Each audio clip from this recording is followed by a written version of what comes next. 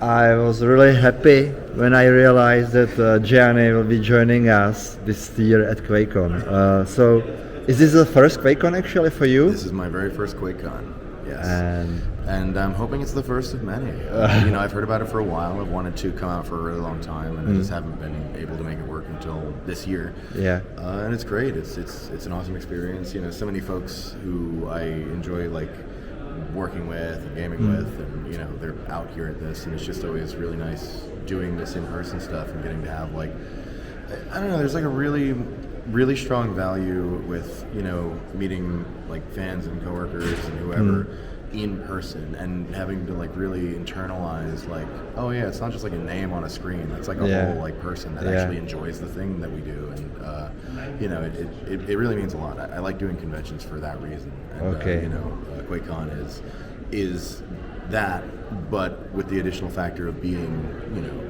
so tailored to the retro FPS community that I do so much work in. So it's great. I love it. So I was checking the list of the games you are working on. Yes. It's huge. I mean, it's something that you decided to do, or it was by chance that you went into the industry? Oh, how was your way? I mean, I literally, I was the way I got into voiceover was just, I was 16, I was working as a janitor, and friends and coworkers and stuff just kept telling me oh, you should do voiceover, you should do voiceover. So eventually I just started uploading random shit to Newgrounds, and then it kind of just went from there, where I post some stuff, get in touch with some people, work with some aspiring animators on projects that I think never came out, but it's all experience and networking and portfolio and fun. I was mostly just doing it for fun. And then over time, for me, I've been, that was, I don't know, maybe a little less than 15 years ago or something like that. Over time, it's all just kind of added up, and you work on one thing, and that gets you in touch with another person. Yeah, you get into the cycle. And it just kind of snowballed, and finally, only a few years ago did I go full-time with voiceover being my job. And, that was even a few years ago, I was well, I can give it a shot. I was still doing random, dead-end day job kind of stuff, and actually my wife encouraged me to, give it a shot and see how it goes, because I'd had enough build up at that point that it was viable, that it could work out. And here we are a few years later, and still am able to make it work, and I'm just very thankful for that. Okay, I will have one more question totally. about the direction, about voiceover and stuff like that. When somebody, it's this is aimed for somebody who is maybe pursuing the career in this kind of industry. Did you at some point was forced to let's say do some vocal classes or something like that, or it's you are lucky enough? I mean, there is a tough work behind it, but totally. You are gifted basically with your voice. That luck is a huge part of it. It's so classes and stuff are really good. If you can do workshops and classes, but also be careful because you don't need to, if you want to start getting into VO, you don't need to immediately start dumping in a ton of money into really expensive classes. It's cash grab. and you kind of need to look at who you're getting the classes from. Look for ones that a lot of professionals really recommend and say you'll get really good information and really learn a lot from it. Personally, I've never done a class or a workshop or anything like that. And I still want to, because there's always room to grow. And there's still a lot. I still need to improve a lot. I want to get much better at what I do, and I know that kind of stuff can really help out a lot with that. I'm at a kind of funny, weird point where I have a hard time making the time that will make me better at the thing to do things that make me better at the thing I do, because I'm so busy doing the thing I do. But it's it's really great to do those workshops and stuff. But you don't need to. In my case, it's literally just been jumping on, doing what you can. I was still working other jobs and stuff, and a little bit of time I had after work, just something I was doing as a hobby, having fun, and it all adds up over time. And you can really go from there. You don't need to have a perfect plan of attack. You don't need to have a bunch of training or expensive classes. You don't really even need much in the way of equipment to start jumping in. You need some equipment to record, but like you'd be surprised how much you could do with very little. Yeah, when I started recording and doing interviews, I started with like a cheap microphone for $1. This thing's awesome. I feel like I'm like at the dentist with this thing. Yeah, the DJI changed my life because you are mobile, you have everything in your pocket basically. Yeah. Dream job for you. Is there any dream IP you would like to contribute with your amazing voice? It's so crazy because if you had asked me this question in like 2016, I would have just said New Blood. And it's so crazy now, you know, that I work on so much of their stuff that it's a meme that I'm like in everything that they're working on all the time. So I'm just so thankful to work with them. So having that, I'm like, gosh, like how could I really ask for more? I'm very, very thankful for all the stuff I do work on. Yeah. But I mean, yeah, there are a couple of things that are like really fun. You know, obviously, I would bend over backwards any day of the week for any opportunity to do anything with Quake if that ever came through.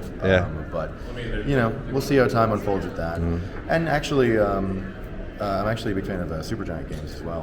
Going back to Bastion, you know, I played that when I was younger when that came out, and that really resonated with me. And then, you know, also playing Transistor, and same thing. They're like very close to my heart, and Pyre especially. I'm like a really, really big fan of Pyre, and of course Hades. Everybody loves Hades. So their games are really cool. I think I would also love to maybe work with them one day. But for the most part, I really just love that I get to do what I do, no matter who it's with. And what I really like about the job is the variety of people that I get to work with. Different studios that work in different ways, and different people with their own different personalities. It's great because voiceover's weird as a job, and one of its oddities is you get to just have so much variety in the experience that you have, and that's what I really love about it is mixing it up. Okay. I promised you one question, but I got sidetracked again. It's like my issue. When you see like BAFTA awards, when you see what, for example, guys and girls that are doing voiceover with, let's say, Baldur's Gate 3 did. Incredible. Is it the dream?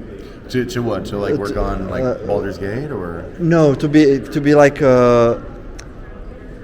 What I mean by that question is that Larian Studios, for example, did a really awesome job to promote their voice actors. Oh yeah. So is it something that should be like standard going future? Do you think that the studios should be like promoting people that are working on their projects like that? Oh, so sorry, just to make sure I got it right. Just like, do I really like the studio is putting a lot of like focus on the talent on the voice? Yeah. I mean, it kind of depends. Like, how do I do this? I really like working with the studios that I work with. It's the experience of collaborating with these incredible creative talents on those teams that I really deeply value. If they hold me up in front of the audience and go, look, we got this guy or whatever, like that's cool, and you know that's fun, and of course, you know, it's always really exciting to be like, you know, announced for a project and get to like interact with like fans and stuff who are like excited about you being on the project and that kind of thing. But it's not something that I like really like look for or think about too much. You know, I really focus on the work. And when it's done correctly, you are happy on personal level, basically. I kind of see voiceover as, in my mind, it's a little bit of a service industry, and I really try to focus on the job of making the client, the studios that I work with, happy. They have these wonderful visions and ideas of the characters and amazing scripts that they want to bring to life, and you know, I want to do a job that I feel satisfied with, you know, how it sounds, and it's cool for the player, and it's very fun. And the person whose baby it is, who, you know, came up with these characters and stuff, really feels like, you know, connection between the voice. Watch this thing come to life that they worked so hard on, and that's where a lot of the satisfaction is. Okay, talking about babies, there is one huge baby you created for the community. It's called Fraggy Friday. When it started, you reached like millions of basically impressions and retweets. It was, we call it like best second shot for Quake Champions you gave us. For that we are so really grateful. And you continue to play Quake Champions from time to time. Fraggy Friday is basically a thing now. I'm still like mostly playing Quake Champions for the Fraggy Fridays. I try to mix in some other arena shooters too because I love some other ones. But yeah, I mean, I did that and like I didn't really expect how much of a response there was to it. I posted like a video that was like, haha, what if we revived arena shooters as a meme? And I was like, maybe get some people to hop on. Some people have really like vast ideas about the Fraggy Friday thing because some people are like, I kind of have to like work to correct the record a little bit because some people think that like, so I'll do the streams now, and people will think that the only reason anybody's like on or playing is because I'm doing Fraggy Friday. But there's still like a remainder of the player base for QC, and that's really who is mostly I'm playing against in those matches. But the original, like, you know, the really big Fraggy Friday takeoff, I was like, I'm gonna do the meme, and I decided to stream it to my YouTube channel, which has a really big audience for a little bit. And that was great, and you know, a lot of folks jumped in and had fun. Like, I didn't realistically think to myself, yes, I'm going to revive the arena shooter genre and give Quake Champions a whole like new life. I was like, oh, we'll get some people to hop on and have some fun matches, and that's a win. I mean, you know, I got more people to hop on than I could fit in my house for a LAN party, so that's really what I really could have hoped for. And I'm surprised how many folks have continued to stick with it and, you know, continue to enjoy it. And, you know, even if not Quake Champions, they got into arena shooters and maybe now playing, you know, Quake Live or Splitgate or whatever, and that's great too. So yeah, no, Fraggy Friday's been a lot of fun. It's also like my, I just love playing arena shooters, so making a weekly stream of it sort of make sure I have like at least some of it in my life. How busy I am, I'm like make time for Fraggy Friday because I do the streams, and no, it's just a great time. You know, I'm glad other people found a lot of enjoyment with it, and I mean, I'm gonna keep playing the games I enjoy and, you know, having fun with it. And now I'm like, I'm not really in the mindset of I want to beat the drum as loud as possible to get as many people as possible into Quake Champions.